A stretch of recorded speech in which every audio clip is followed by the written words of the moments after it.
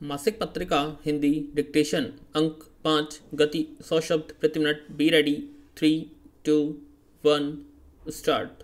महोदय, इस प्रकार कन्यादान करते समय उस कन्या के साथ आदिकाल में धन दिया जाने लगा होगा, जो आगे चलकर दहेज कहलाया, तो वह इतना कड़ा बन गया कि उसके बगैर विवाह ही संभव नहीं होता।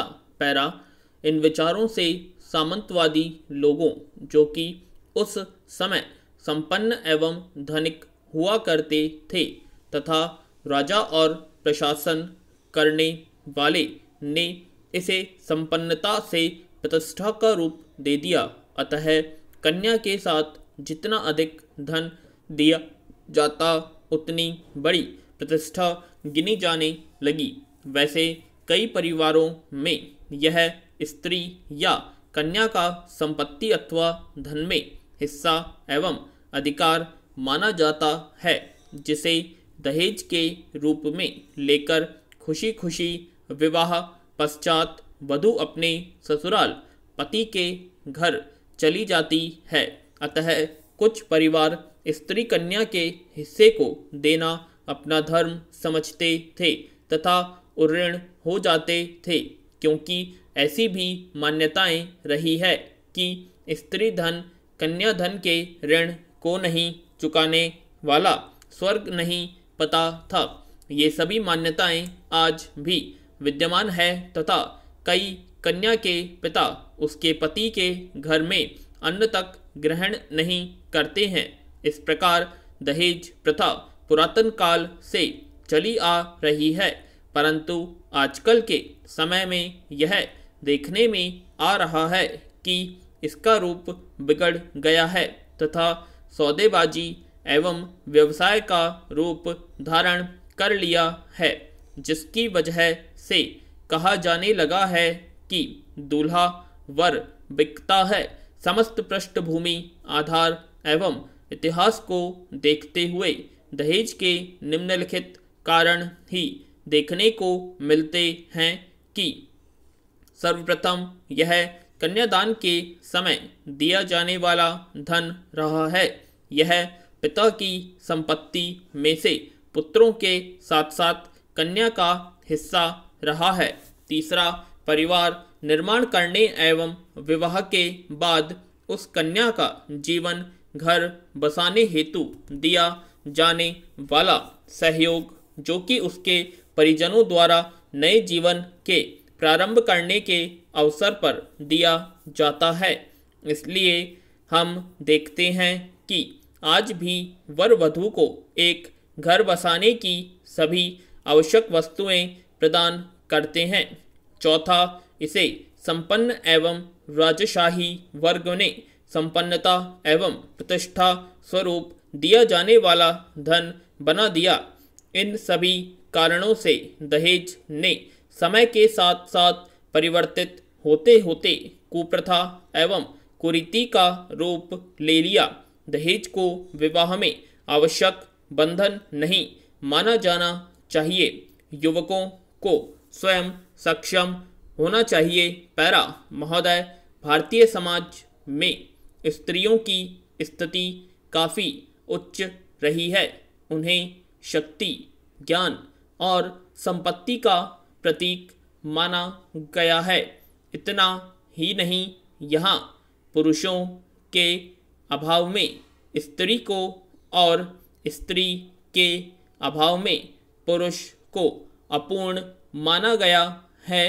इसी कारण हिंदू समाज में स्त्री को अर्धांगिनी कहा गया है। यहाँ वैदिक और उत्तर वैदिक काल में स्त्रियों की स्थिति पुरुषों के बराबर रही है तथा उन्हें पुरुषों के समान ही सब अधिकार प्राप्त रहे हैं। धीरे धीरे पुरुष में अधिकार प्राप्ति की लालसा बढ़ती गई। परिणाम स्वरूप स्मृति काल, धर्मशास्त्र काल तथा मध्यकाल में इनके अधिकार छिनते गए और इन्हें परतंत्र, निस्सहाय और निर्बल मान लिया गया, परंतु अंग्रेजी शासनकाल में देश में राजनीतिक और सामाजिक क्षेत्रों में जागृति आने लगी। समाज सुधारकों का ध्यान स्त्रियों की स्थिति सुधारने की ओर गया। पैरा भारतीय चिंतक, मनीषी, समाज सुधारक सदैव इस बात के प्रति जागरूक रहे हैं कि नारी ही शक्ति का साकार रूप है, वही पुरुष को सहारा देती है और परिवार के माध्यम से नवीन संतानों को भविष्य में विभिन्न दायित्वों को निभाने के योग्य बनाती है। वही परिवार की आधारशिला है और समाज तथा देश की प्रगति बहुत कुछ उसी के सद प्रयत्नों पर निर्भर करती है। जहाँ तक हिंदू समाज का प्रश्न है, यह कहा जा सकता है कि वहाँ आदर्श रूप में विशेषतः मध्यकाल में उनकी स्थिति अवश्य दयनीय हो गई थी। वर्तमान में उन्हें सामाजिक, आर्थिक एवं राजनीतिक क्षेत्र में पुरुषों के समान अधिकार प्राप्त है। स्त्रियों ने कई क्षेत्रों में आश्चर्यजनक कार्य करके यह प्रमाणित कर दिया है कि उनमें पुरुषों की तुलना में कोई भी क्षमता कम नहीं होती है। वर्तमान में स्त्री शिक्षा का प्रसार हुआ है। कई स्त्रियां औद्योगिक संस्थाओं और विभिन्न क्षेत्रों में नौकरी करने लगी हैं। अब वे आर्थिक दृष्टि से आत्मनिर्भर होती जा रही है। उनके पारिवारिक अधिकारों में वृद्धि हुई है। अनेक सामाजिक अधिनियमों ने स्त्रियों की कमियों को समाप्त करने और उन्हें सामाजिक कुरीतियों से छुटकारा दिलाने में महत्वपूर्ण भूमिका अदा की है। शिक्षा से संबंधित प्रशिक्षण कॉलेजों एवं मेडिकल कॉलेजों में भी लड़कियों की संख्या प्रतिवर्ष बढ़ती ही जा रही है। स्त्री शिक्षा के व्यापक प्रसार ने स्त्रियों को अपने व्यक्तित्व के संपूर्ण विकास के समुचित अवसर प्रदान किए हैं। उन्हें रूढ़िवादी विचारों से काफ़ी सीमा तक मुक्त किया है। पर्दा प्रथा को कम किया है। विराम।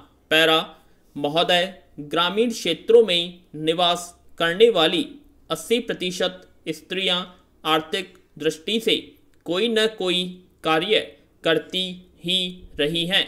साधारणतः मध्यम और उच्च वर्ग की स्त्रियों द्वारा आर्थिक दृष्टि से कोई काम करना बुरा समझा जाता रहा है, लेकिन औद्योगिक एवं आधुनिकीकरण ने स्त्रियों की आर्थिक निर्भरता तो कम करने और उनकी स्थिति को उन्नत करने में महत्वपूर्ण भूमिका निभाई है।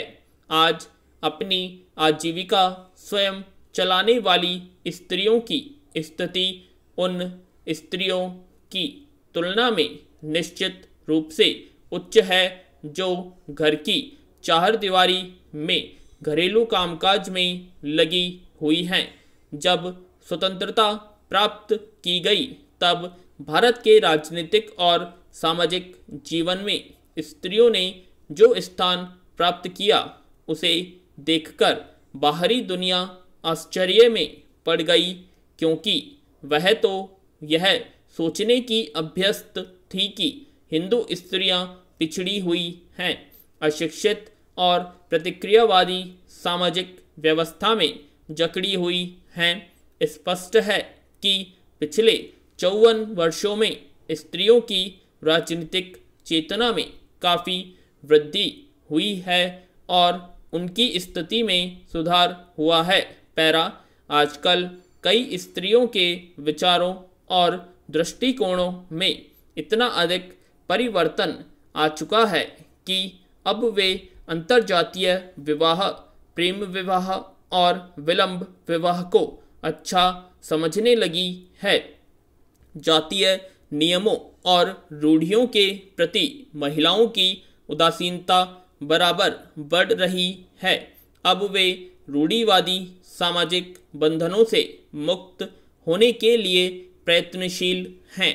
आज अनेक स्त्रियां महिला संगठनों और क्लबों की सदस्य है और कई तो समाज कल्याण के कार्य में लगी हुई हैं। अब तो ग्रामीण क्षेत्रों में भी सामाजिक जागरूकता बढ़ती जा रही है। स्त्रियों की स्थिति में परिवर्तन लाने की दृष्टि में सामाजिक जागरूकता का विशेष महत्व रहा है। आज स्त्रियों के पारिवारिक अधिकारों में वृद्धि हुई है। स्त्रियां संयुक्त परिवार के बंधनों से मुक्त होकर एकाकी या मूल परिवार में रहना चाहती हैं।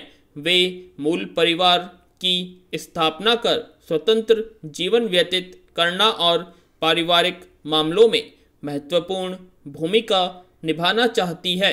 बच्चों की शिक्षा, परिवार की आय के उपयोग, पारिवारिक अनुष्ठानों की व्यवस्था और घर के प्रबंध में स्त्रियों को पुरुषों के समान अधिकार प्राप्त है।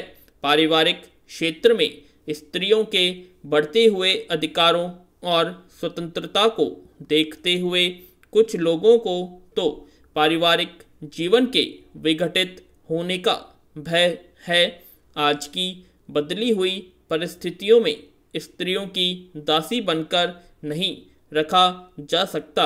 अब तो मित्र और सहयोगी के रूप में उनका महत्व बढ़ रहा है। पूर्णविराम।